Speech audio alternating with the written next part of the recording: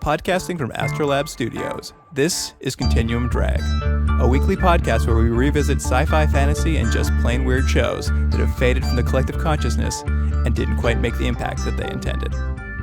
This week, Space Above and Beyond, episodes 22 and 23.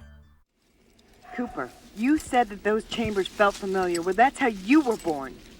And because of that, I'm not like you. I know life is cheap. It costs less to make than that ITG system. Look, Marines aren't put here to slaughter the innocent. I'm not convinced it's innocent. But I am convinced it's dead no matter what. And if leaving here with that thing alive means that we might come home dead, then I know what has to be done. And if none of you have the dark arts to do it, I do.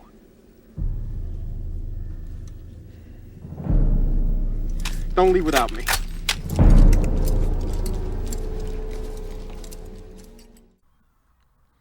Welcome to Continuum Drag, the podcast that's saying goodbye to the Chiggy Man this week. I'm Luke, here with my co-host Jordan. What's real, Jordan? Yeah, isn't that sad we're saying goodbye to the Chiggy Man? Chiggy Man, pancakes, and this episode we were Chig babies. Oh, right, I forgot about that. Yeah, we get to see some Chig babies. Although, big spoiler there. Well, I'm sorry. Well, you're going to find out eventually after a couple minutes. Also, is it still a spoiler when the show's been off the air for over 20 years? I don't know, good question. Yeah, it's hard to believe we're finally at the end here. I should say right from the beginning, I think poor Luke has had to deal with a lot for me. One, I changed the schedule for the recording all the time, as we are remotely recording once again because of me. And I usually complain through most of these. You would say that's probably pretty true, right, Luke, that I can't do it anymore? You have a hard time the further we get into any series. Yeah, and this one, because it was especially long, there were points where I just didn't know if I was going to make it. And I've said this many times, this show has such a love-hate relationship that it really tested me. But I actually am very happy we got to the end of the show in a just nice completed sort of sense.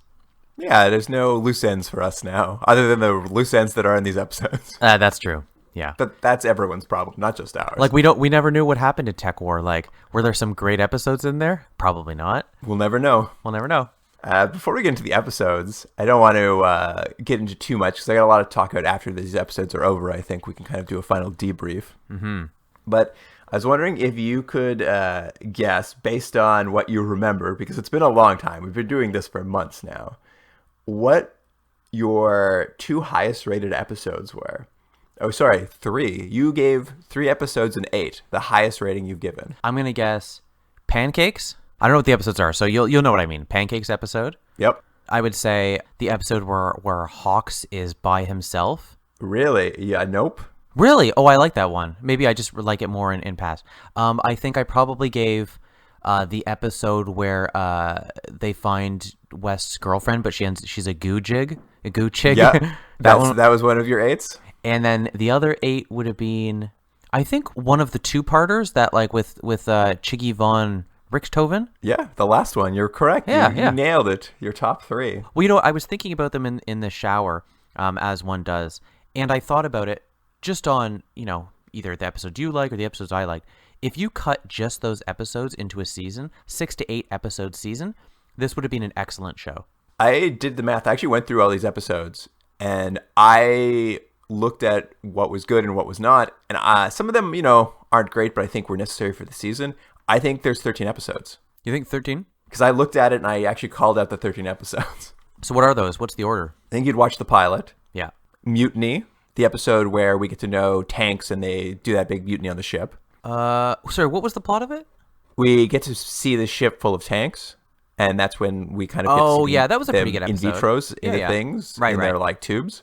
I think then you go to Ray Butts. Yeah, I love Ray Butts. I think you go to Eyes after that, which was the one where we kind of get to see how the UN Secretary General works, and there's the big election. Yeah, you like that one way more than I did, but sure.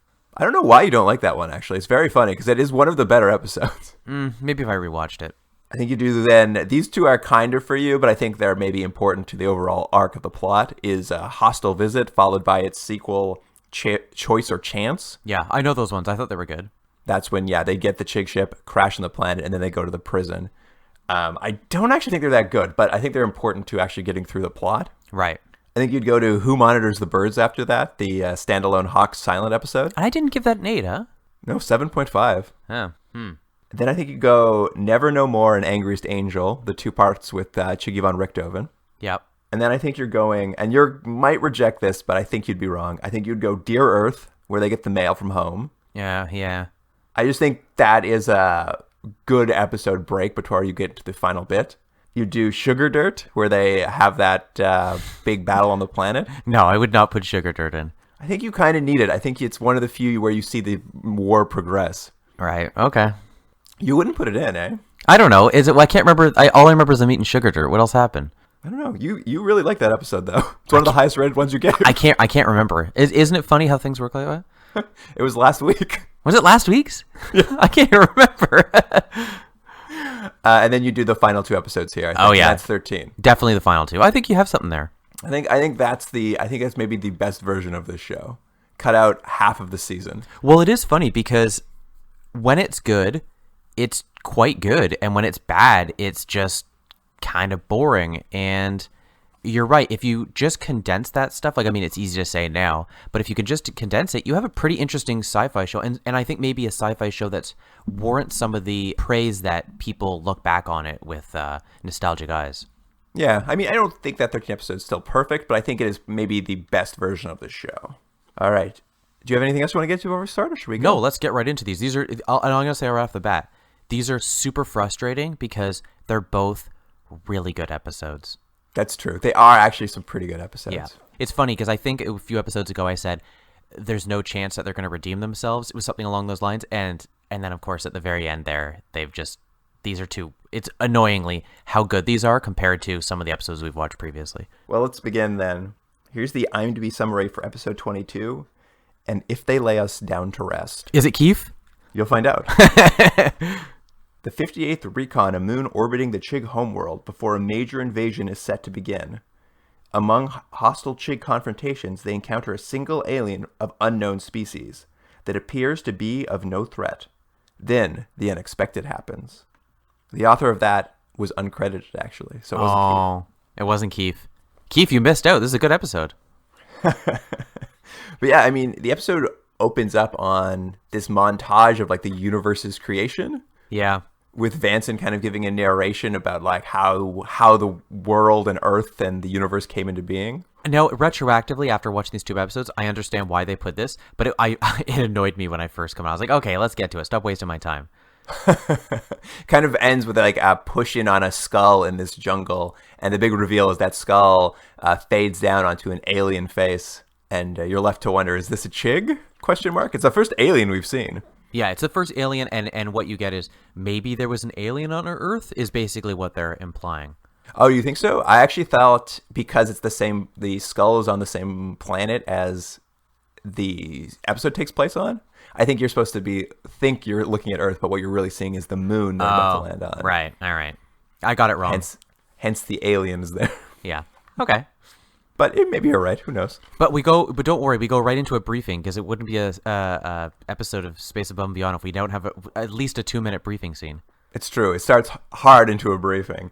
I guess they're finally coming back to Operation Nai-A-E. Isn't it codename Anvil? Well, yes. The other operation I'm referring to is the Secret Plans mission, where they drop that ship on the thing to give the Chigs the wrong plans. Right. That apparently has worked. And so they're about to do Operation Anvil, which is going down to this moon, which the summary of this says it's orbiting the Chig homeworld. I didn't pick up on that in the entire episode. I think they may have said it, but I felt the same way. I was like, is this their actual homeworld, or is this just a planet? Because I don't think they even know, do they? Well, they do know now where the Chig homeworld. They mentioned that before. I just didn't realize this moon they were landing on was in an orbit around the Chig homeworld. Right. Did they ever give a name for the planet? No, this planet, I don't think they did. They just kept referring to it as Anvil because this is where Roundhammer's going to hit. Right. Because it's a hammer and it's an anvil. Mm-hmm. Yep, they really thought it out. But the planet is methane atmosphere and with, like, methane-based plants, which is just a big jungle. But it was a nice way of, like, having a jungle and explaining why they can't breathe, I guess. Yeah, I liked it. It looked like Dagobah. That's true. It did look a little bit like that. Yeah. And they're supposed to go down to this planet to set up what they called an EGAT system, which I guess they're going to use to do some surveillance before they start the battle. I don't know. It wasn't clear to me what they were up to. All I know is someone, and Luke, maybe you picked it up because I forgot to write it down in my notes, but someone wore a first to go, first to know shirt. Who was that? Oh, right. I think that's Vanson was, as they're gearing up, was wearing that first to go, last to know. Oh, yeah. I'm going to get you that shirt. I don't know where I'd wear it. Everywhere. Fancy, formal occasions. Yeah, cocktail parties. But when they get down to the planet, there's obviously like Chigs patrolling the planet, and they get in a quick fist fight with a bunch of Chigs. Yeah. It's where it's kind of revealed because as they're stabbing them to death, because I guess they're trying to be stealthy. Yeah, I think that was what it was supposed to be. They're trying to be quiet. I was just like, man, I would not want to fight in those spacesuits because they can't breathe on the planet. I'm like, you're just going to pull off an oxygen tube. Yeah. Well, although the Chigs really have a disadvantage when it comes to hand-to-hand combat because those poor outfits are just terrible to use. They are more clunky than the humans' outfits, that's for sure. They got that stupid thing in the front that just gets in the way. Yeah. That's a good question. What is that there for? It's just like a design thing, but clearly they did, when the actual designer of the costume put it together, it's like, that looks cool and different. Then you have to wear it. It's like, why would there be a big thing jutting out of them? It's like walking around with a big erection. Out of your chest. Out of your chest, which is much worse. But yeah, they get in this hand-to-hand fight. And they're doing the same thing they usually do. They pull their air tanks off them, and West, I guess, notices it's like, oh, they keep moving when you pull off their like life support because this is their native environment, I guess. Mm-hmm.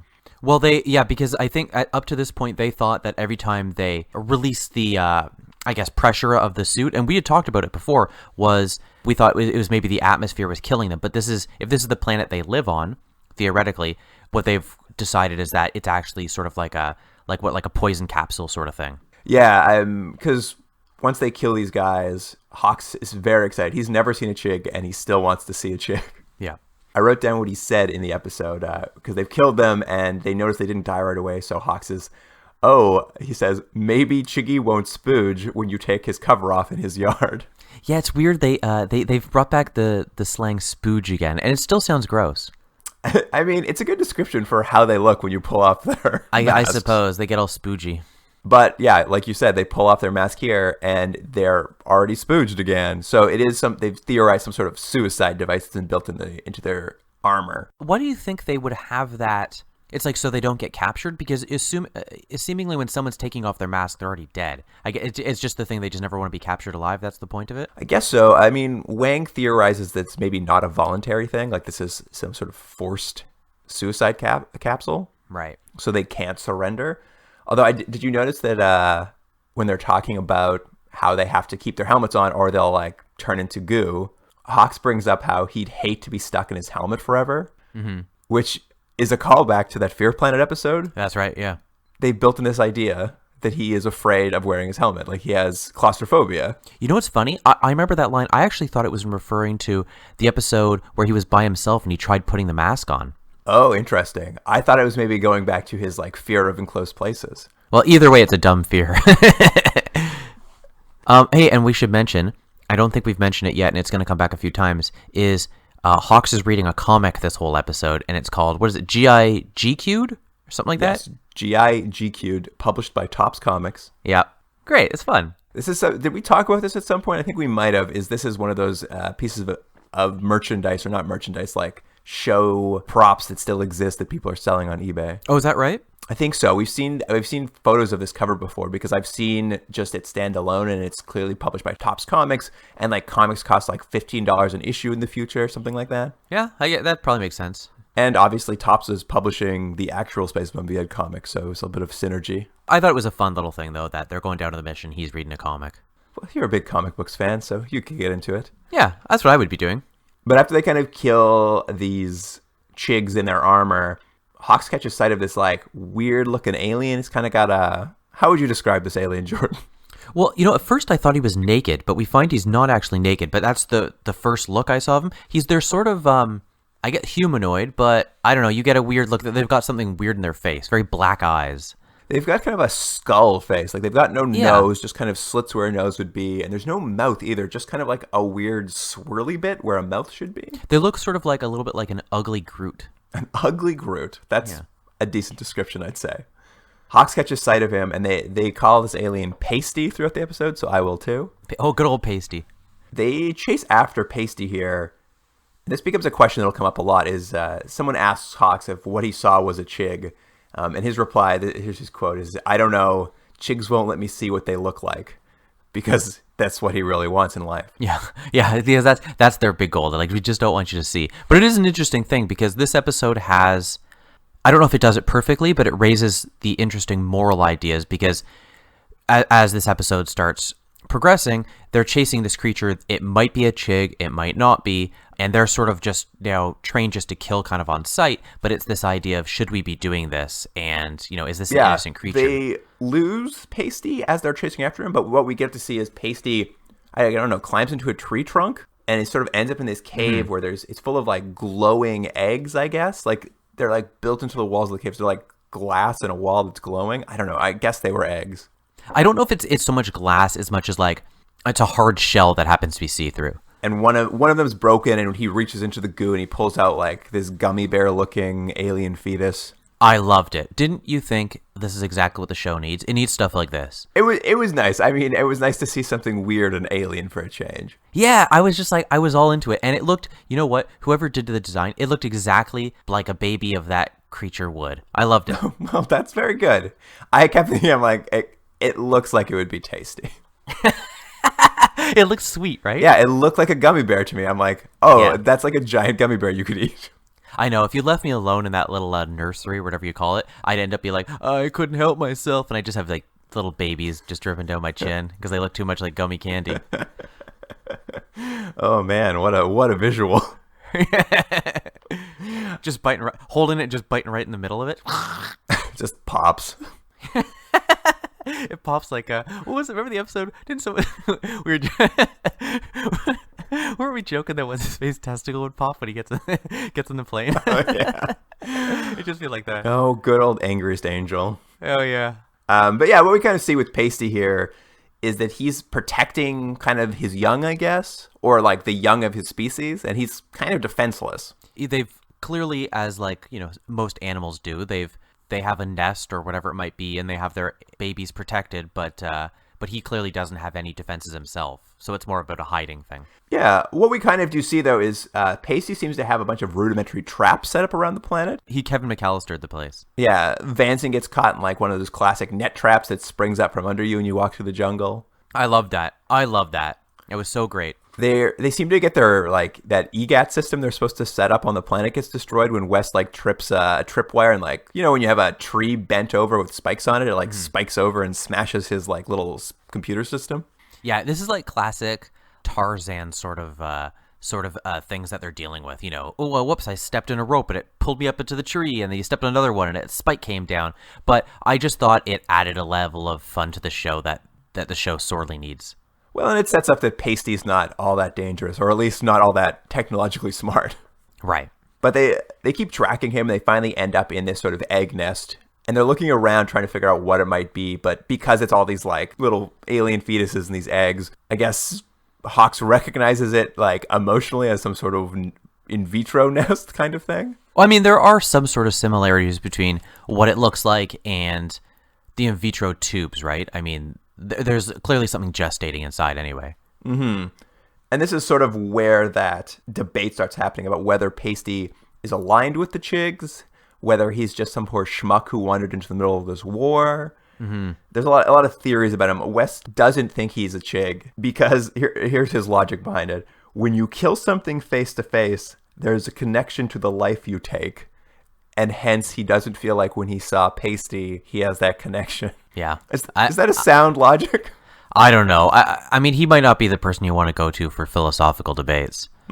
I think I'm on Wang's side for this whole episode, because Wang is sort of the, as we've mentioned before in the past, they sort of rotate characters who are going to be the moral center depending on what fits the story. And in this episode, it's Wang is sort of the person who keeps bringing up the, like, should we be just killing right away? And what's his face? Hawks is sort of wants to be all Rambo. Yeah, Wang's theory about it is that perhaps it's a pre-Faster Than Light civilization, and in order for them to colonize, they have to, like, travel with just, like, eggs in shells, because they have to go long distances, and some caretaker just takes care of them, so he's really not sure if this is the right thing to do. Also, we should mention that the aliens clicking and clacking all over the place.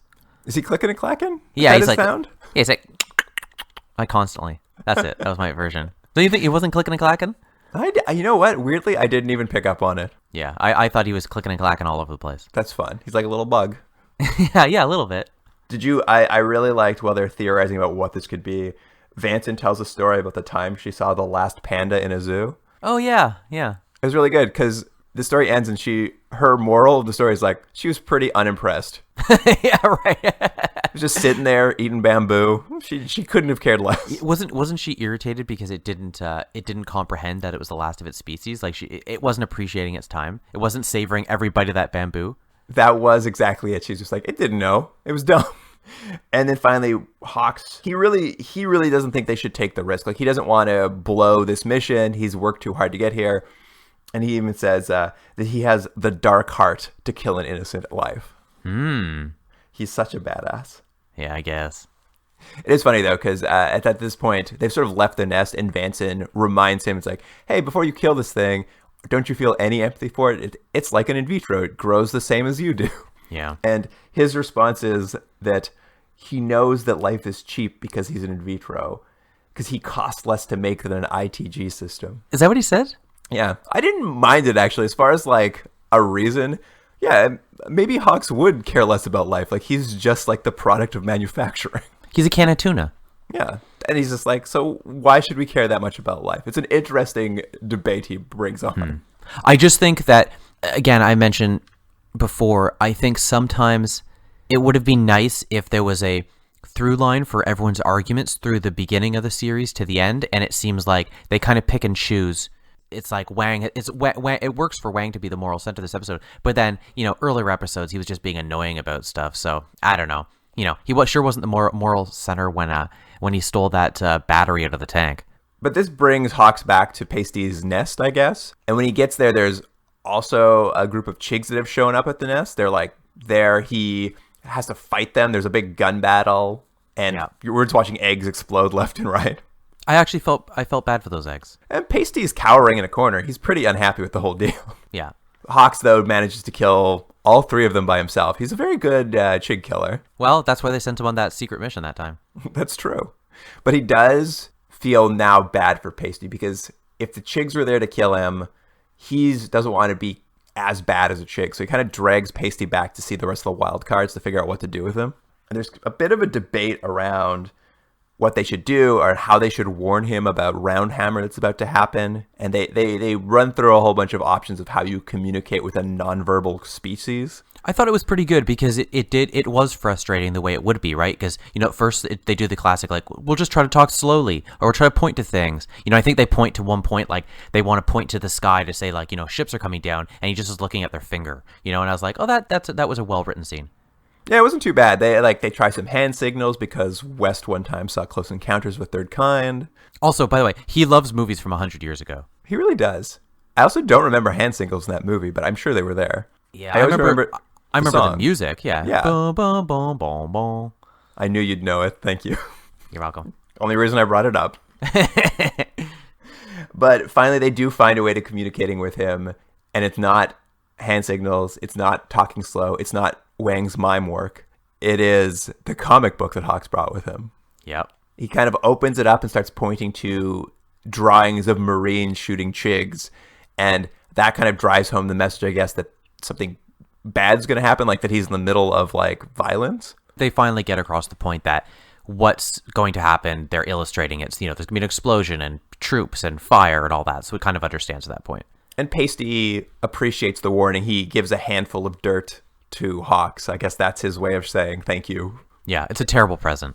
It's they really make a lot of theories about what it could possibly mean by the end, but I think it was just his way of showing he knows what is happening, what's happening now. What I like though is he gives him the earth, but like if someone gave me like a bunch of dirt, like I would at least try to keep it tight in my hand, but he sort of just has it like gently cupped, so when he's sitting on the plane, it's like parts are falling out of his hand. I'm like, well, you're not even protecting the dirt that you were given. Like put it in a jar or something. It's funny, I didn't realize he was going to bring it back with him to the ship, but he really does. He does, yeah. And yeah, that sort of ends the mission. The wildcards return. They make not a big deal, but they're like, oh, the mission was successful. And I was like, wasn't the computer destroyed? I don't know, A, what the mission was, and B, I don't think it was successful, but everyone's pretty happy with them when they get back. Well, again, this was it's probably just a bit of realism that the writers put in, but every episode, and I think we've mentioned it before, the wildcards are sent on the worst missions. They're always sort of talked about like, oh, that's the wildcards, how impressive. But almost all the missions they're sent on it, some sort of reconnaissance, or they have to leave something somewhere, or they just need to watch someone else. And this was one of those missions where they just set up a thing and they didn't even do it well, but I don't know, they're the wildcards. Wowee. But I mean, this gets to the big twist that makes this a 2-part episode, is we jump to the Saratoga Bridge, and some mysterious ship is approaching the Saratoga, sending Morse code, and it's offering them peace negotiations via Morse code. And I did not see that coming. Like, it just sort of came out, and I appreciated that it sort of was a twist that made sense. You're like, what? What is now suddenly happening? Well, and it's a new ship we haven't seen before. It was kind of like black and shiny, looked a little like a TNG shuttlecraft. And I wasn't sure if this was Pasty coming up or if this was some Chig ship approaching we haven't seen. But when it docks, they give it permission to dock because they need to figure out what's going on. And this Chig in armor gets off in this very cool black and red armor. First time we've seen that. Yeah, I thought it was almost sort of like war paint or something. But I think it was just actually signifying this person has some sort of diplomatic status. Yeah, they'll refer to him as an ambassador moving forward. They call in the Alien Interpretation Unit, who fills a room with methane for the Chig. Mm-hmm. And this is where he goes into and takes off his helmet, finally giving us the big reveal. Yeah, we get to see what a Chig face looks like, and what does it look like? It's the same alien as Pasty. Pasty was a Chig the whole time. But he's clearly he's not a Chig who's pro-military. He just wants to raise those babies. Yeah, Pasty's just a caretaker, taking care of these little babies. Yeah. Like, this is a pretty simple, straightforward episode, but I thought they nailed all the beats properly, and then it ended on a pretty good cliffhanger. Yeah, fair enough. It was a decent episode. I don't know if I liked it quite as much as you, but it was a decent episode, and I was happy to finally see an alien face. Right, I agree. On a science fiction show, can you imagine that? I know, right? Finally. I will give them credit, though. I'm glad they at least teased out revealing not just a Chig, but what an alien looks like. It felt like space is maybe vast and they haven't seen a lot of things in it. Right. Because there's some shows that are just like nonstop aliens. This one at least made you earn that alien. Yeah, that's true. All right. Let's get into the next part since it's a 2-parter and we can talk more about it. And really, let me just stop you real quick.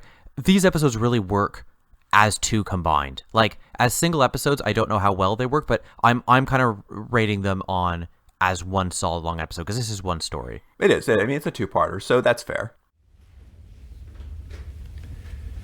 I get a lot from a person looking into their eyes. Hell, even an animal. I can look in a dog's eyes and know if it's gonna bite me. But this Chig,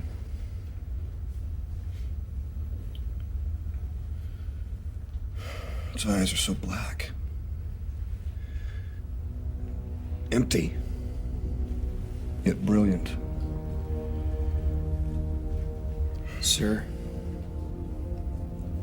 what did the rest of it look like? We won't say nothing.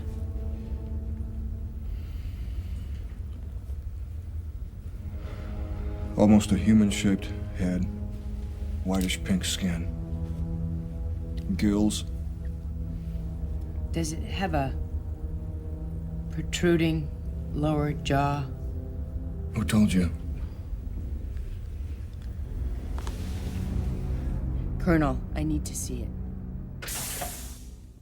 All right, here's the summary for episode 23. Tell our mother we done our best. A Chig ambassador could be the key to peace, end the war, and home for the Earth forces. The head of Aerotech is requested to talks by the ambassador, but when he arrives, he knows more than appears. And that summary was courtesy of Keith is me. Nice. Came back for the final episode. Keith is me. I knew you'd be happy to see he was here for our last episode. Yeah, I am. I'm glad. It feels like an old friend's come back, you know? He's probably done at least half of them, right? It must be. I haven't gone back to look, but he certainly wasn't there in the early ones, but in the latter half, almost every one. Yeah, we could count on him. He's been a friend to us. So this episode starts off with a recap of the last one, but I thought what they did was interesting is midway through the recap, it sort of breaks up and static sort of fills up as if the recap cut out midway through. Yeah. And we sort of like cut into the middle of the UN Secretary General Hayden giving a big speech about these peace talks that are happening, as if we're watching a feed from Earth. Yeah, I liked it. It was a special bulletin. And weren't you glad to see her old blind lady come back? Yeah, it was good to see she wasn't forgotten about. I also liked that it was seemed to be subtitled in all Japanese or something. Yeah, it was. I don't know what do you call the actual like Asian writing, like the style, but it was something. I don't know. We're English, so we don't know. But yeah, it was some sort of subtitle for an Asian audience. I guess that's important in the future. Mm-hmm. And we're basically kind of told that the peace talks are coming, or happening anyway, and that the war started 18 months and 4 days ago with the first colony massacre. Does that seem to add up? I tried to do the math on it, and I actually think that's about right. So a year and a half. A year and a half, because I think it took them 2 weeks to find out that the colony massacres had happened.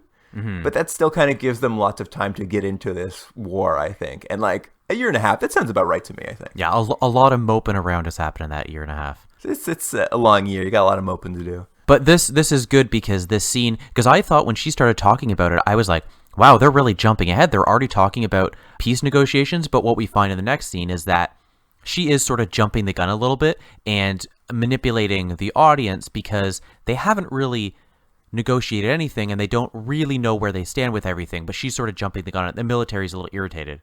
Yeah, they're not happy that they don't know if these are real peace talks. They don't know anything yet. And they think she's kind of shouldn't be telling everyone and giving them this hope if this is all a trick. And also the table's now blue. Did you notice that? Oh, I didn't notice that. They changed the color. Yeah, the table with the lights on the bottom is all blue. And my thought was the color, it's like a mood ring. It changes depending on what the mood in the room is. Oh, I like that idea. Yeah. That's some fun military stuff. Yeah, that's what they're always looking for. That's tech. That's tech. Right?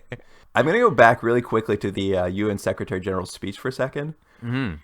Because when she's referring to these negotiations that are going to happen, she has this line that I couldn't wrap my head around, and maybe you can explain it to me. Okay. She says, referring to the negotiations starting, she's like, they're starting today, but in the perplexities of space travel will occur over 2 weeks from now. Oh, yeah, I thought that was just a line sort of that it takes so long for information to be transmitted over. By the time they're getting it, things have already progressed by the time they're getting information. Does that work? I don't know, because she's saying that they're starting today, but won't start till 2 weeks from now. Like, I would understand, like, we won't hear about it till 2 weeks from now. But it was a very confusing line that I could not wrap my head around. I went back and I was like, I don't understand what she's saying. I don't know. That's what I had just assumed, but I maybe didn't think about it as much as you did. I don't know. There's something weird and spacey about it, but I couldn't, like, some sort of thing, some relativity involved, but I couldn't figure it out. It is weird for them to bring that up, though, because they've kind of skirted around the issue of the travel and how fast they need to go and how that works in terms of time and you would be aging faster than other people, blah, blah, blah. They've kind of, because didn't they really originally drop a line about how they use like black holes and stuff to get from place to place? Right. Yeah, they wormholes, I think. And they never brought it back, yeah. And they never brought it back, yeah, which was interesting for this show. That's right. That was in the pilot. That's how they explained their ability to travel so quickly. And we've never seen it happen. Yeah, exactly. Except for when what's his name went into a black hole, but that's, I guess, not the same as a wormhole, right? Well, he's living forever in that black hole. Yeah. And then at a certain point, he's like, I got to finish this song. It just keeps going. Yeah. Anyway, I couldn't figure out what that line meant. And it made less sense to me, too, because she's sending it from Earth, this negotiation message. Oh, and yeah, they're you're watching right. it in real time where they are on the Saratoga, millions and billions of kilometers away. So I don't know. I couldn't wrap my head around what was going on with that line. You're right. I forgot she was on Earth. Yeah, that doesn't make sense. Anyway, it's not important. It doesn't come up at all. But I was just like, this is some sort of weird science talk that I can't understand. I really wanted to. Oh, well, you can't have everything you want in life. Well, that's true. Anyway, from here, we kind of cut in and catch up with the wild cards in their bunks in what was an odd scene. Yeah, it's just a scene where they all kind of talk about what they would do if the war ended. They sort of have been thrust into that, we're all ready to go and suddenly like it might be over. They're preparing for battle. And so then it's all them kind of talking about their options. But yeah, what do they go through? Well, that's true. It is kind of what will happen when the war ends. But what I'm referring to as odd is when it starts sort of median res in their bunks, they're all lingering in Hawk's farts.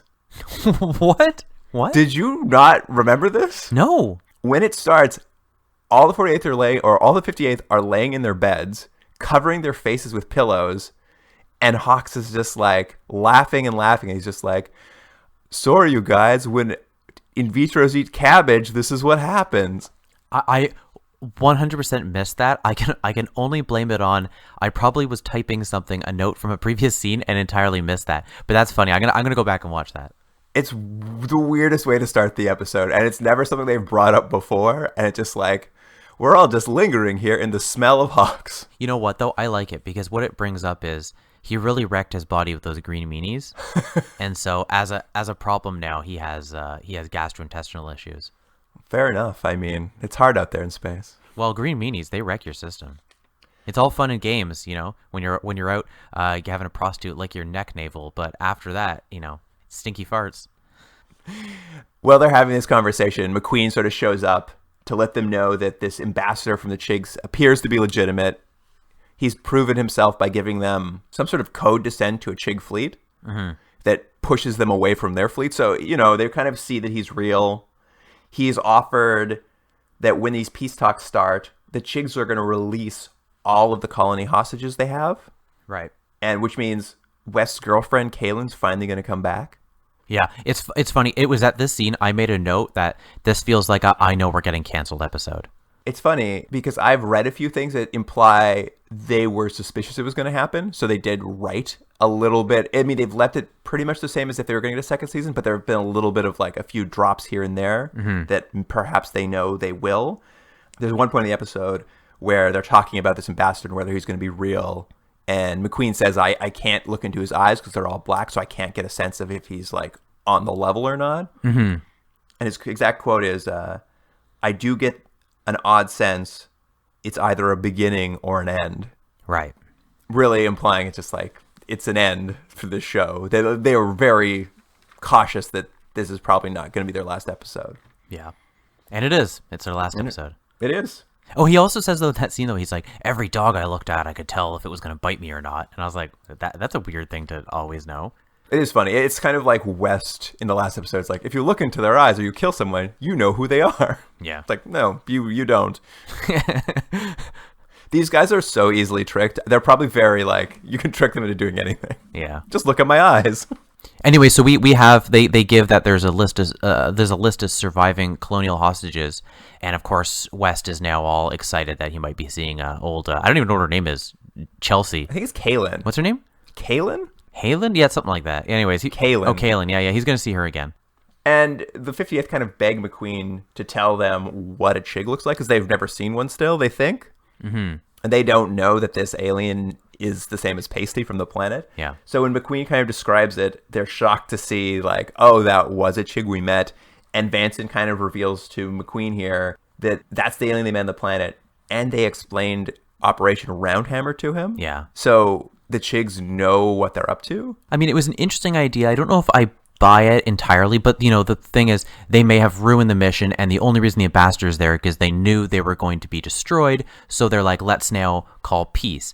But I think there's a... Could you get that from looking at a comic That's book? what I mean. I mean, the argument is flimsy at best because they could barely communicate at all with this thing, that it would be able to be of any strategic use. But maybe I'm just splitting hairs here with the military. I mean, it is a bit of a stretch that them showing a page of a comic book revealed their entire Roundhammer plan. But nonetheless, the military brass on the ship is pissed off. And basically, the wildcards are kicked out of the war and confined to quarters for basically revealing the plan. Which was an interesting idea. I mean, I didn't expect that. Usually on TV, it's like, yeah, there's a reprimand. But they were literally like, yeah, you guys are finishing the war essentially with a dishonorable discharge. Yeah, I mean, I expect they would have been court-martialed. Yeah. But it's at this point that the peace negotiations are going to start. The Chig ambassador has actually asked for one specific person to be at the negotiations. Yeah, I don't know what the character's name is, but it's Mr. Peterman from Seinfeld. Is it Mr. Peterman or Mr. Lippman? Oh, it's Mr. Lippman. You're right. Yeah, I wrote Mr. Peterman. It's Mr. Lippman. Yeah, it's Elaine's boss from Pendant Publishing. Top of the muffin to you. It's that guy. Yeah, it's that guy.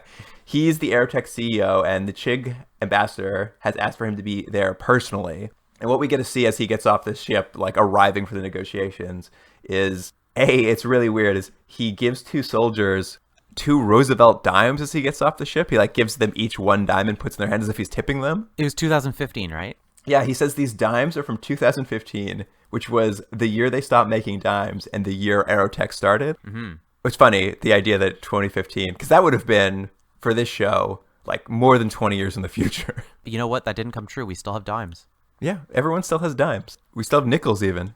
Yeah, we still do have nickels, yeah. Pennies, though. They've gone the way of the dodo. Only in Canada. Is that right? Yeah, I think Americans still have pennies. Guys, get with the program. It's 2015. Yeah, it's 2015. Come on. You guys still using dimes? I do like, though, he gives these 2 guys the dimes, and then he says, treat yourselves. I was like, what are they going to do with these antique dimes? Please, they're like, 1 house, please. And they... Maybe they're that valuable. I have no maybe. idea. It made no sense. But what we do get to see is this Aerotech CEO has an inside man in the military, and they kind of have this like clandestine meeting before the peace talks. We kind of get a sense of how much, we don't actually get a sense of how much Aerotech knows, but we get a sense that they're like pretty ingrained with something bad. We've known they've been nefarious up to this point, but we haven't been clear as to why. And we kind of get a sense here when they meet with this inside man that like they've been up to something. Right, yeah, because the alien specifically wants Aerotech there. And there's been hints throughout the whole show that they're involved in pretty much everything. Like, they were running Bacchus. They're sort of running military, parts of it, like vehicles or whatever. And they're also creating in vitro. So, like, it's apparently a very large company that's got its fingers in everything and not always in positive ways. No, I mean, the inside man kind of says this Chig isn't like the other ones, implying Aerotech has captured other Chigs and interrogated them. Right. They sort of talk about whether this peace talk is legit, and they're like, I don't see how it could be. The Chigs already have all the advantages. Like, they really imply they know a lot more than they've been leading on. And the Mr. Lippman, his name is Mr. Wayne. Isn't that it? Yes, his name is, I've got it here, E. Allen Wayne. It's funny because every time they kept saying Mr. Wayne, I just kept thinking he was Batman. Yeah, he's Batman's grandson. That's right. Yeah, that's where all the Wayne money went into Aerotech. So with Mr. Lippman here, they move on to the peace talks, and there's a bit of a last-minute change because Commodore Ross has a cold. Yeah, and so some reason that means he can't be part. I guess they're sort of saying that he might infect, like quite literally infect the Chig, but the Chig is literally in a big glass box, like he's John Travolta on that movie. Remember that movie? Boy in the Box, I think it was. Boy in the Box? No, I have no idea what this movie is. Oh, it's terrible. It's terrible. He's a kid who doesn't have an immune system, so he's or has a weak immune system, so he's stuck in a bubble, and he anyways, he has to live life that way. That's like that Jake Gyllenhaal comedy, The Boy in the Bubble. Yeah, this is not as funny. But because he's sick, McQueen gets to fill in for him. It's a bit of a contrived way, I guess, of getting one of our leads into the room, but that's fine. It couldn't have just been Commodore Ross. It's someone we don't know as well. Commodore Ross has pretty much been in every episode. Why couldn't he just be in that scene? Like, it seemed like a weird thing of like, no, we can't have him there. It doesn't come back, and so I think it was just the writing to get McQueen in the room. Right. But there's this big thing where he gives a speech about how he's always wanted to be a big part of history, but now that he has the snuffles, he can't do it, and McQueen has to fill in. And it struck me as very suspicious at the time. Right. I thought there was going to be some reveal that Commodore Ross was, like, working for the Chigs or something. Yeah, but it's not. But it's not. It really is just to get McQueen in the room. Because of what happens eventually in this room, it might have been a thing just to, for a future episode, have McQueen be injured sort of thing, maybe. Yeah, well, that's what happens now is they get into this peace talks. The Chig ambassador has a computer that translates to English so they can kind of talk back and forth. And he sounds like, what's his face? What's that guy, the genius who was in a wheelchair? What's his name? Stephen Hawking. He sounds like that, yeah. I couldn't remember his name. How soon we forget. R.I.P. The Chig ambassador lets them know that the colony survivors are being sent back to the Saratoga now that the peace talks have started. And this ambassador, pretty quickly as soon as these peace talks start, really lays into this Aerotech CEO. Like, he gets right to it. Yeah. And we kind of actually get the full story about what Aerotech's been up to and why they're maybe complicit in this war. They essentially started the war, is what you learn. Yeah, I mean, I actually felt coming out of it that they hadn't started the war in some ways. Oh, you don't think so? Well, what it is they sort of started to build, not colonize, I don't know if it was colonize, but they started to build stuff on a planet that they knew the Chigs were on, or a moon or something, right? What happened was that moon, Anvil, we were just on, Aerotech sent an unmanned satellite out, or a probe, just to like investigate planets, apparently. One of them landed on that moon, and the Chigs found it, and they basically sent a message back to Earth saying, stay on Earth, and then they destroyed the satellite. Right. And, I mean, Aerotech's maybe responsible for not telling anyone that they got this message. So then when they went into space, the Chigs took that as a sign of aggression. Yeah, because the Aerotech guy says, listen, we got your message, and we did go out and colonize. We didn't stay on Earth, but we started colonizing billions of kilometers away from that moon. Like, we were so far from that moon. We didn't go near your moon. And he kind of asked them, is like, what claim do Chigs have to the entire universe that we couldn't go colonize a planet so far from you? And so at this point, the Chig kind of responds by saying, well, how can humans claim the Earth? And the CIO is like, well, it's our home. Like, of course we can claim Earth. That's where we originated, which is where we get the final big reveal that the Chigs are also from Earth. Yeah, so in a kind of roundabout way. And yeah, so they go through the whole thing, and so the opening from the previous episode makes a little more sense. That what you've learned is that did they say they originated from Earth, or they've just on Earth for a long time? What it is sort of minerals or amino acids from Earth were blown off the planet and crash landed on this anvil moon. They say 300,000 years ago, I think, in the episode. I'm not 100% sure that's the right number. Mm-hmm. And that those amino acids are the same as human amino acids, and hence Chigs are born of the same material that humans are.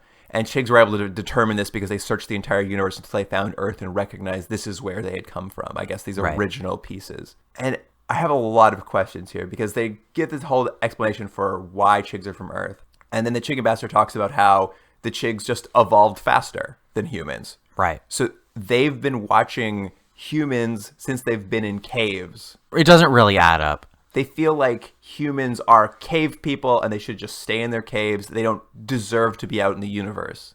But I really have a question for you here. Mm-hmm. If they've been watching humans since they're in caves, that's like 2.5 million years ago, 300,000 years ago, something like that? Yeah. Like, it's a long time. Why did Chig technology stall out so hard? They should be so much more technologically advanced than humans are. It's one of these things where they drop an interesting thing. You're like, we're both humans sort of thing. You're like, okay. But then if you start thinking about it, it starts unraveling.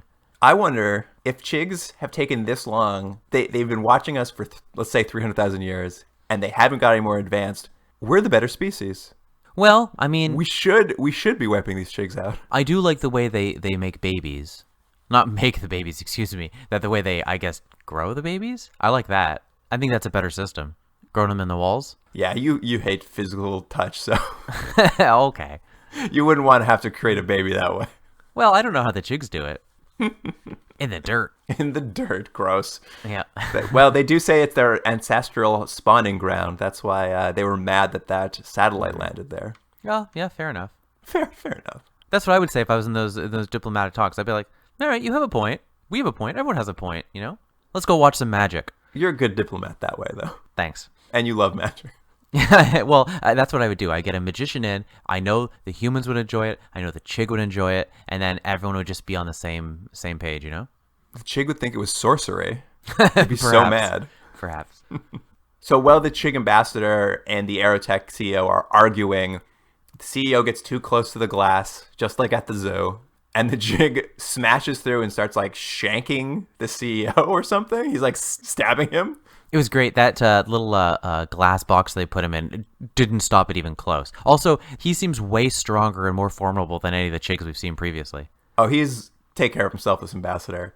The entire room starts filling up with this, I guess, methane atmosphere, and all the military brass who are there are all like choking to death. They're all holding their throats like, oh no, I'm dying. Yeah, it was great. I loved it. And I don't know who did this, but like you see like a cutaway of someone pulling out a gun and shooting it. Oh, really? Yeah, that's why the entire place explodes. Yeah, you know what's funny? My note was what caused the explosion, so I missed that. Yeah, there's a quick cutaway of someone pulling out a gun and firing it, and I guess it sets off the methane atmosphere, causing the explosion.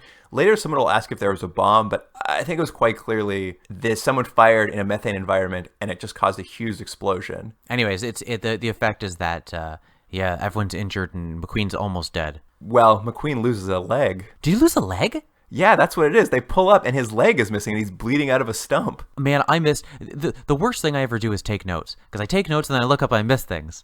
Oh, you totally missed it. Although now that I think about it, the gunfire going off, is methane a volatile gas? Are you supposing that the guy maybe just shot off McQueen's leg? Well, what I'm wondering is, didn't they just have a firefight on a methane planet with Chigs and nothing exploded? That is true. I don't know. I don't know what's going on anymore. Anyway, McQueen's really taken it a lot. This series, first he got all scarred up in one episode, that healed. Then he had to get his little balance chip taken out of his ear. Now he's lost a leg. It's been a rough go for McQueen. A long 18 months. But that pretty much effectively ends the peace talks. Yeah. Commodore Ross is freaking out because now these hostages from the colonies are halfway back to the ship and get attacked by the Chigs for the end of the peace talks. And they're disabled floating in space. And he needs to send somebody out to get them. But the wild cards are under house arrest. Not for long. He basically gets the best line of the whole show. I think of the entire series, this is my favorite line reading. Really, what is it? Commodore Ross is trying to plan this rescue, and he's just like, you know what? I need the 58th back out there. We're putting them back into service. And he turns to a guy in the ship and he says, shuffle up the wild cards and deal them. That is pretty good. It was a really great. I'm like, oh, have they been saving that line? Because it's great. And this actor who plays Commodore Ross, oh man, can he deliver a one-liner like no one's business? Yeah, he's a good actor, and he's a fun character. They didn't really do. He should have had his own episode at some point. In 22 episodes. It's true. He could have easily had one with his guitar. He had to get to the big show, save the rec center. Mm-hmm. The that's funny. Is this where we get to? Thanks. Is this where we get to? There's like 20 shots of like ships like docking into one another. Yeah, this is all where they load up onto like a transpo ship with the wild cards, and they fly off to this disabled one. I think there was something lost in the edit here, and this is very small, but I couldn't understand the line Vanson was saying, because as their transpo ship arrives at the disabled one, they pull up over top. And they seem to drop like a metal tube down that they're going to connect to the ship so they can like have people climb up a ladder to get in and rescue the hostages. But we never see the metal tube come out of the ship and attach exactly. But as it's flying up, Vanson gives this line where she's getting ready to sort of, I guess, connect with them. Mm-hmm. And her line is, poppin' a chub in 3, 2, 1. Poppin' a chub? Popping a chub, and my guess is there was some VFX shot or some like SFX shot where you saw the tube come out the bottom of one of the ships, and it must have looked like a boner. Oh, I wish that shot was still in there. Because that's the only way that line makes sense, is if when they do this connection, it looks like a dick joke happening, and then maybe.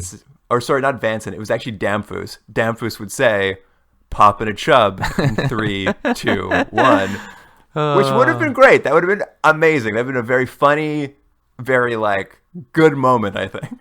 Yeah. Oh well, lost to the sands of time. I don't know. That's my only guess for why that line's in the episode still. But what we're getting is that the ship that's disabled is the colonist ship, right? It's got the hostages on it, and so they need to go down and sort of pull them off the ship.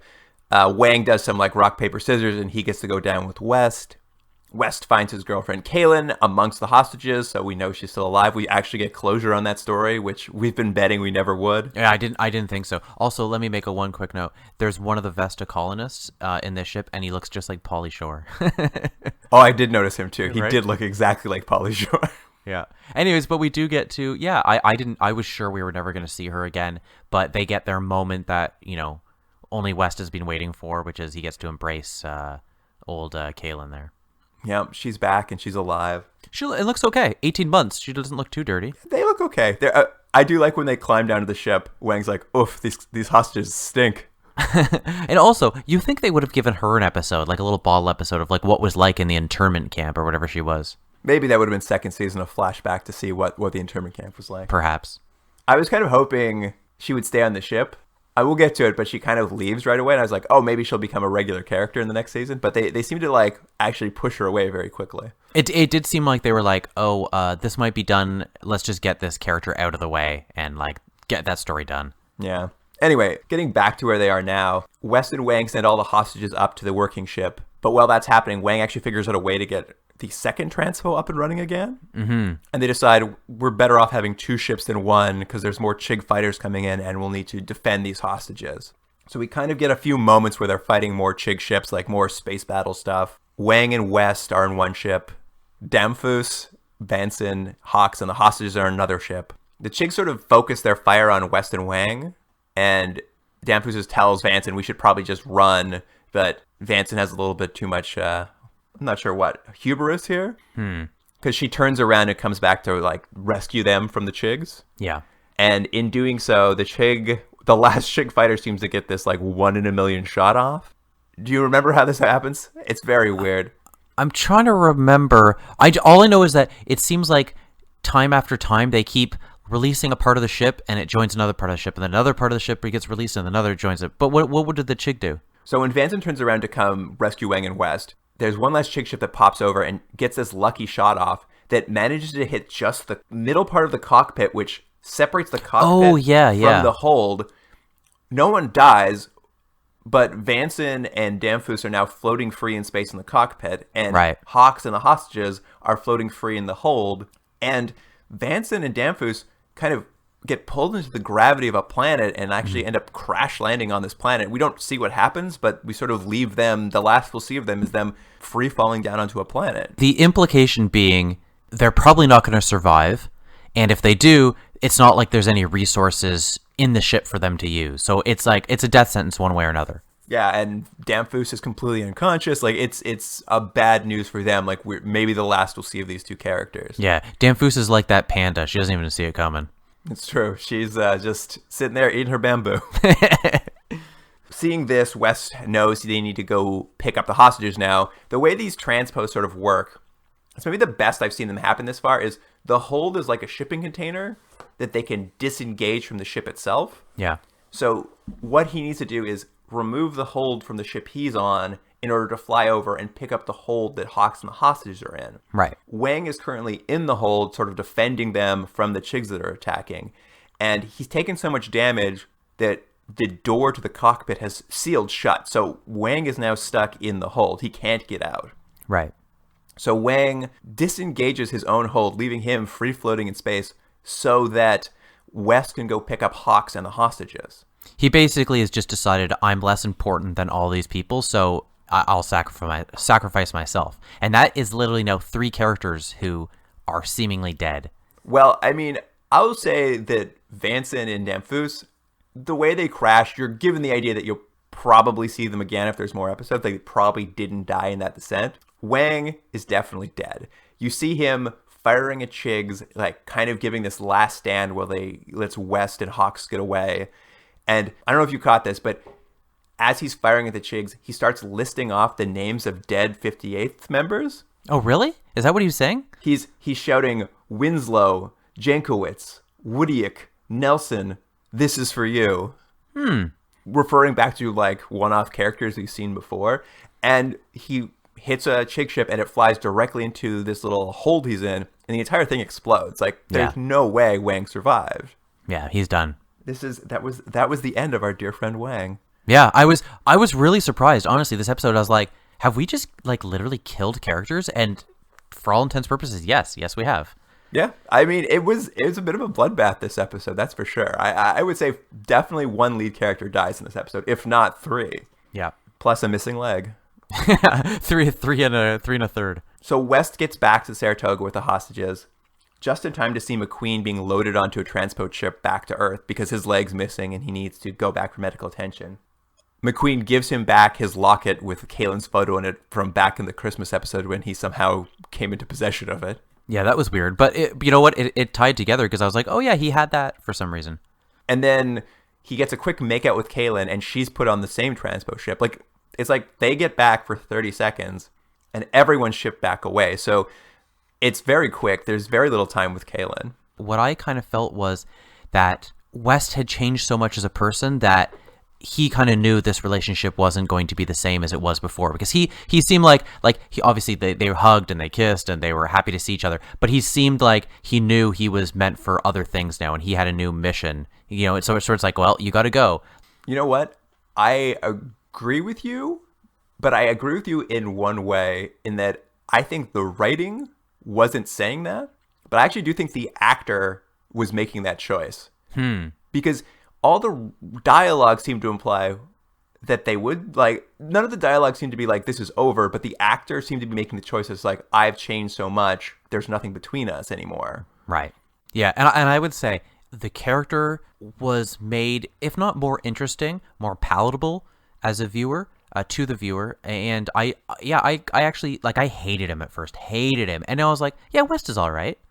I wondered if maybe because they were facing possible cancellation, he got these last lines. He's like, this isn't the right for my character. My character shouldn't be feeling this way. He should be knowing that their relationship has changed so much it's over. Mm-hmm. And he was just making that choice himself. I'm not sure if that's the case, but I loved that scene. I'm like, yeah, he should be changed by this war. It doesn't have the emotional oomph you're looking for. He's like, well, you got to go. And it's just, that's it. It's like, it's just a matter of fact thing. I really liked it. And then we see West go back to their 58th bunks, and he goes to Wang's little bed, and he sees all the photos of Wang on the wall. One photoshopped of his head on a football player. Yeah. I felt like in world, Wang had photoshopped his face onto his favorite athlete's head. I thought that was what he was looking at. Yeah, in that sense, it works then. And he lays down in Wang's bed, kind of having a think on everything that's happened. And Hawks walks into the room, and there's this quick flash flame. Mm-hmm. Like, it's very quick, where they cut out Hawks and put in a frame of Wang standing in the doorway instead of Hawks, and then cut back to Hawks immediately, which I thought was really effective, actually. A nice use of a flash frame. Yeah, it was like, I was just like, oh, what just happened? But it was, yeah, he's been thinking about his friend, and for a second he thought he was there. And yeah, for a moment he saw Wang walk through the door, but it is Hawks. Hawks lays down in Vanson's bed, and he kind of gives us a line of dialogue about how now he knows how Vanson felt her entire life, because he just lost his mother and father in the same day too. Mm-hmm. Question: who was his mother?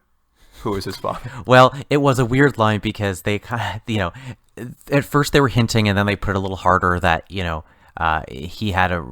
was having romantic feelings towards Vanson, and I'm assuming she was the mother, and could have been Danfoos. Could have been Danfoos, but either way, what he's implying is that he's lost his family. He finally, after all this time, he actually got a family, and now he's lost them. And it's sort of where it ends. Like, the camera starts pulling back with the two surviving Wildcards members laying in these beds, and it's a pretty nice shot, and it's a nice ending. It's very emotionally satisfying. Yeah, and I was like, that's it? They literally killed a bunch of the crew? That's it? Yeah, that's it. It's a crazy ending, but one that works surprisingly well. Yeah, I agree. I thought it was a really good episode from beginning to end. This is a little thing. I don't know if you caught it, but at the end of every episode, we get a credit card for the executive producers, Morgan and Wong. Mm-hmm. Like, the episode ends, it goes to black. There's a credit card for them at the end of every episode. At the end of this episode, it ended with the same executive producer credit card for them, but underneath their names, there were 3 letters: AMF. What does that stand for? I don't know. It's the first time they've ever been in any episode, and it's clearly because this is the last episode. So I did some Googling as to what AMF might stand for. Mm-hmm. And my best guess is AMF stands for Adios Motherfuckers. Really? I think so. Weird. And do other people's theory online agree with you? I couldn't find any other writing about it. It was just a very strange thing, because I'm like, I recognize this credit because I see it at the end of every episode. This is the first time the letters AMF have ever been down there.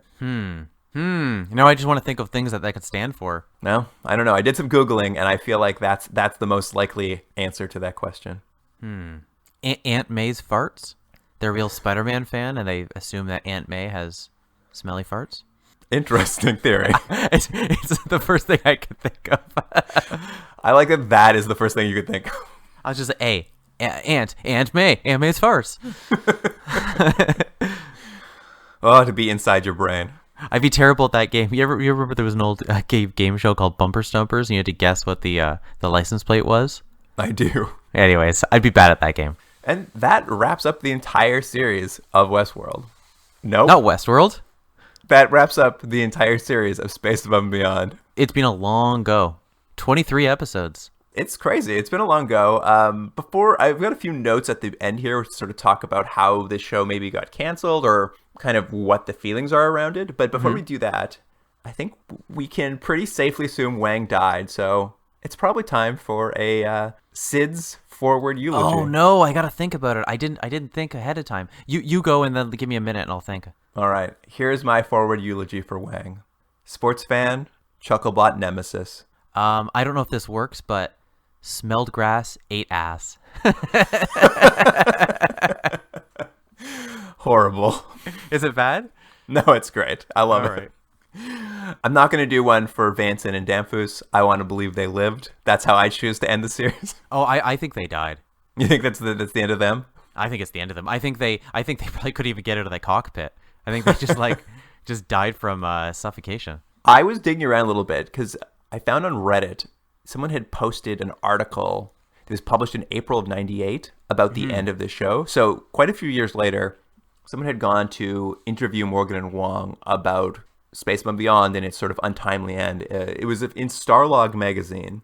And the interview is pretty short. It's actually not as in-depth as I would have liked, but there's a few things that are pretty clear from it. Is Morgan and Wong were pretty bitter with the network about the cancellation of the show. Oh, really? It was a antagonistic relationship from the beginning, or just because they got canceled?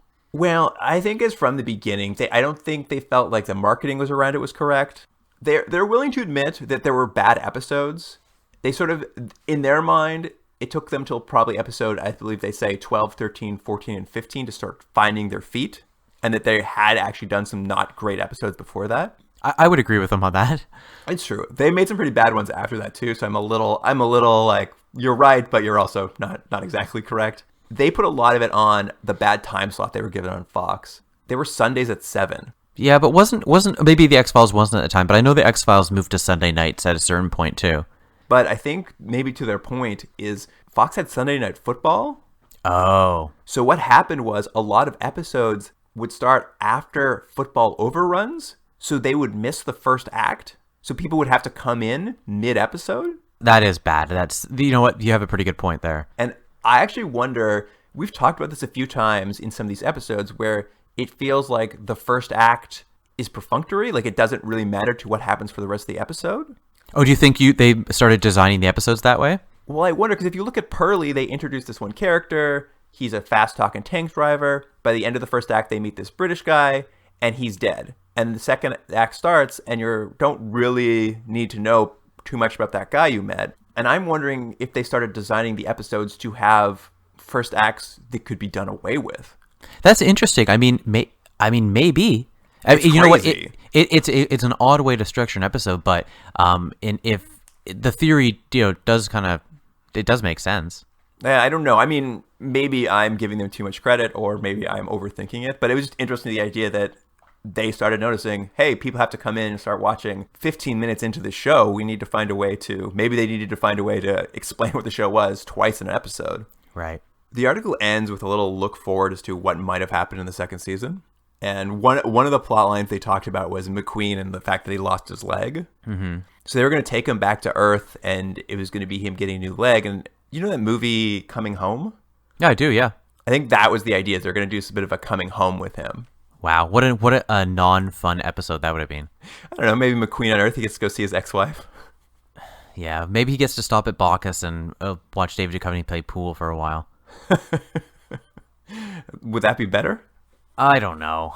The other episode they mentioned, or not episode, but plot line, was that someone would come in to replace McQueen, and that person would be a bit of a mentor or something for Vanson, but the rest of the squad wouldn't come on board with him. I think because they mentioned that this person would have been a mentor for Vanson, I think there was obviously some intent of at least bringing Vanson back from that crash. I kind of look at it like she died in the episode, but yes, I think if it was a second season, they probably only would have killed Wang. But that was about it. It was a very brief article, and it was too bad. I was hoping it would be a bit more of an oral history or like look at what happened with the show, but it was pretty short. I have a little bit of other trivia, but was there anything you wanted to get into before the end of this episode? No, I mean, we've talked, for now hours and hours about the show, and I mean, I've said it before that this show, I think people remember it really fondly in some ways that are fair and some maybe that are not, and it's a bit of a bummer because, I mean, you picked the show specifically because we didn't want to watch something like Tech War again, and in a lot of ways, this was by far the best show we've seen. And I should say, in almost every way, it's the best show we've seen, but it's also a frustrating show because it could have been great, and I think it's mostly middling with some fun, good episodes, speckled in there. Yeah, I mean, that's it. Too bad. It's too bad. A near miss. Yeah, near miss. All right. Well, before we wrap this up, let me give you these last little pieces of trivia I found while I was doing my closing research on the show. We had talked about this very early on, the idea that it was similar to Starship Troopers, but apparently it was actually based on a different science fiction novel. It was a response to Starship Troopers, a book called The Forever War. Oh, what's that? I guess it was written by a guy named Joe Haldeman. I'm probably mispronouncing that. But it was sort of a science fiction that looked at war from the perspective of Vietnam and how badly it had gone. So that, I think, was apparently the initial inspiration for taking on this program for Morgan and Wong. And I don't know too much about it, but I might have to give it a read because it sounds like it's not as militaristic and like nationalistic as Starship Troopers was. Although it's interesting because I'm not sure all the elements of like anti-war that seem to be in this novel are maybe in this show. Yeah, because I think this show, and I've mentioned it before in the past, the sort of military jingoism that seems to happen a little bit on the show, it annoyed me, and I feel like it was maybe a little too pro-war, and they didn't do enough where they kind of stopped and thought about their actions. I mean, these 2 episodes they did, but I think those were kind of few and far between.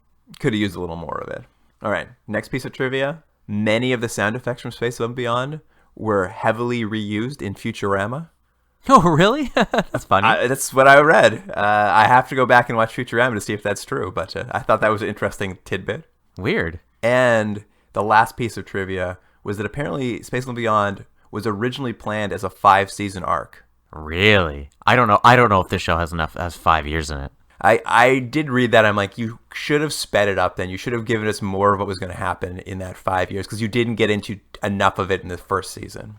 There's an episode where there's a flashback to Wang and his family at Wrigley Field. That's an episode. They bring him back for a special episode. Yeah, exactly. Yeah, I don't know. 5 years. I don't know if the show had it in it. I mean, maybe that was its fatal flaws. They should have just left it all on the table in the first season. Yeah, maybe. Not held back their good ideas for season 4. Right. Don't have something exciting happen. We're gonna do that 4 years from now. But yeah, I don't know. We've talked about it a lot. What do you think? Recommend this show or no? I think you said it way back when. It was some of the early episodes, and you said you would have the person start then and watch. I think it might have been a 2-parter or something similar to that. And I think that's what I would say. If you pick and choose episodes, that's definitely a show I would recommend. To watch the whole season, they'd have to be a pretty hardcore science fiction fan. Yeah, I agree. It would be find a best of list and just watch those. Because episodes. honestly, you'd get a great sense of the show and go, wow, this is a really fun show without having to slog through that episode where his brother comes back and all that. You'd be tricked into thinking a great show is canceled. Yeah, exactly. As you opposed wouldn't know to the truth. As opposed to an okay show that occasionally was great and occasionally was bad. Exactly. All right, Jordan, let's rate these episodes. What do you give, and if they lay us down to rest? I already know I like both these episodes more than you did. This episode, I'm giving an 8.5, and a 0.5 is just for the Chig baby. 8.5, amazing. Yeah, I really liked it. I think you won me over a little more to this episode. Not that I didn't like it. It just felt a little perfunctory, like not a lot. It was another running around chasing something episode. But I agree the ending was great because it was a big reveal, and I did like seeing an alien. I think talking about it helped me get like it a little bit more. I'm going to give it a 7. Okay. And then finally, the final episode, Tell Our Mums We Done Our Best. Luke, are you ready? I'm ready. I'm giving it a 9. I really liked it. And again, I'm looking at these as 2 episodes, and these 2 episodes are what I really desperately wish the show would be, and I think it's so frustrating that they ended the show on such a high mark. I liked everything. I liked that they killed characters. It was full of action. It was adventured, had character moments. They resolved plots. I just thought it was a great overall episode. Well, Jordan, I agree with you completely. 9.5. Holy moly! That's both of our highest scores ever, by far. It only didn't get to 10 because there were no strawberries. I thought you were going to say because you didn't see like West kill his girlfriend or something. That got a 10 for me. I'm like, holy moly, he really did change. He already killed his girlfriend that one time. That's true, he did. He made her to a goo monster. All right, Jordan, now that we're done with Spaceman Beyond, all these months later, we're going to move on to some new stuff. Next week, we're going to do a failed pilot TV movie. And then we'll be moving on to a new series the week after that. So lots to look forward to coming up. Mm-hmm. I guess. Is that a lot to look forward to? Yeah, Depends who you are, I guess. Yeah, and we really did talk about this show, so it's going to be. We'll probably not have anything as long as this for a little while, but it was fun and awful all at the same time. Yeah, it was a real roller coaster. Mm-hmm. Yeah. I feel like I've been through quite the relationship. Well, if you want to send us any more details about the end of Space and Beyond or have any thoughts of your own, you can contact us at continuumdrag@gmail.com. And of course, if you follow us on Instagram and Twitter at continuumdrag, you'll get to see some pretty good clips from these episodes, I think, because there was some fun stuff going on. Yeah, the reveal of the Chig face, it was great. You can finally see what a Chig face looks like, and you don't have to watch the show. Yeah. What a deal. All right, Jordan. It's been fun doing this with you, this whole series. I know it was a lot, some ups and downs for you personally, but I'm glad we did it. Me too. All right. Listeners, we'll talk to you next week, and Jordan, I'll see you then. Yeah, bend over, Chiggy Man. Bend over, Chiggy Man, one last time. I'm popping in here for a quick little addendum to the episode. We forgot to say the overall rating for Space Above and Beyond for Jordan and I. The final series average was 6.57. Highest series we've watched so far. Keep that in the recording.